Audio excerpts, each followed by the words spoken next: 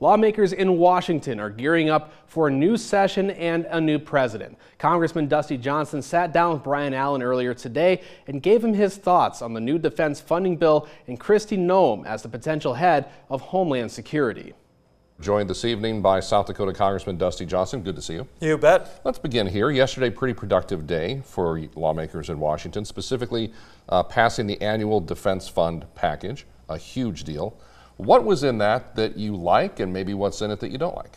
We take care of Ellsworth, super important for the new B-21. Number two, we got a big pay increase for our lower enlisted, our junior enlisted, 15% pay increase.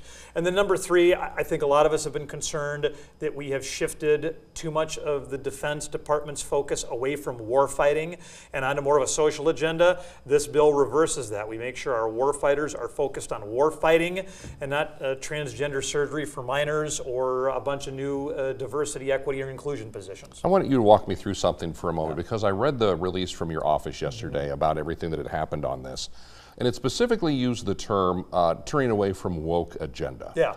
Walk me through that. What does that mean to you? What is a woke agenda? What's woke? I think woke is when you take your eye off the main ball of what you're trying to accomplish.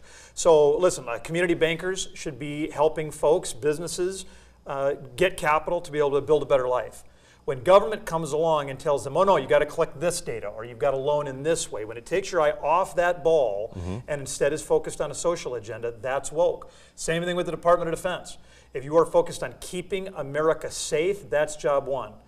When you're focused on almost anything else, that is a big problem. So in your mind, it's narrowing down the focus across the board when it comes to federal government agencies. Absolutely.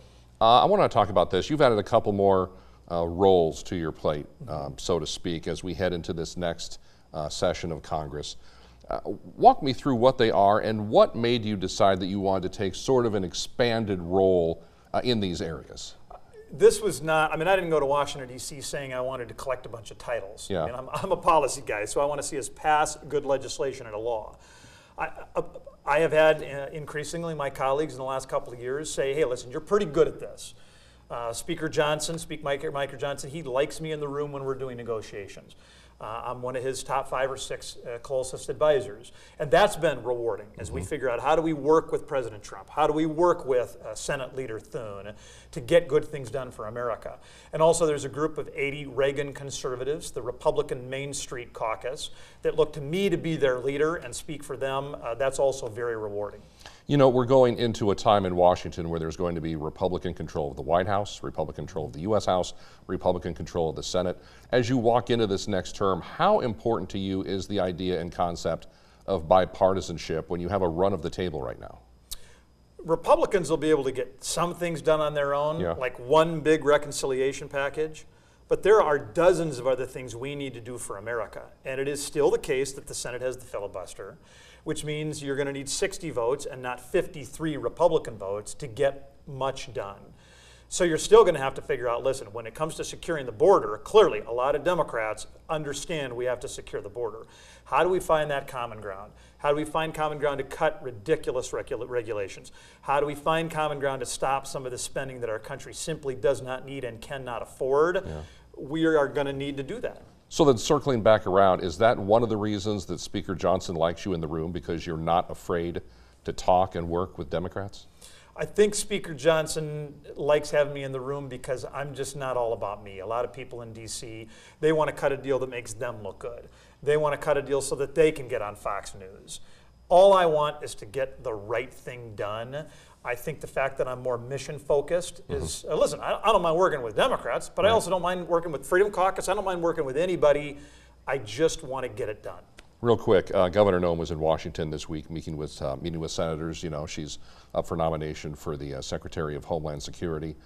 Walk me through, in your estimation, what are her strengths for that job? Kristi Noem does not mind making hard decisions. A lot of politicians have analysis paralysis. They don't want to be unpopular. Kristi Noem she's driven. She understands that leadership is about making hard decisions, and she does not shirk from that duty. She also is a very good instinctive decision maker. She does not need she knows that there are times you have to make decisions with incomplete data. She does not shirk from that duty. Real quick, going into the new session of Congress, your top priority is, if you had to boil it down to one? We got to secure the border. That's it. I mean, we're going to get 10 big things done, but if we do not secure the border, we should all be thrown out on our ear. South Dakota Congressman Dusty Johnson joined us here on Dakota News Now. Thank you for the time. Always good to talk to you. Thank you. You bet.